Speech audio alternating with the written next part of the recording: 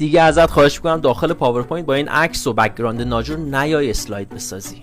به جای عکس بیا از قسمت اینسرت 3D مدل استوک 3D مدل رو بزن و مدل سه‌بعدی عکس خودتو وارد کن. من اینجا کره زمین رو میخوام، پس مینویسم ارت و مدل سه‌بعدی کره زمین رو وارد میکنم داخل اسلاید خودم.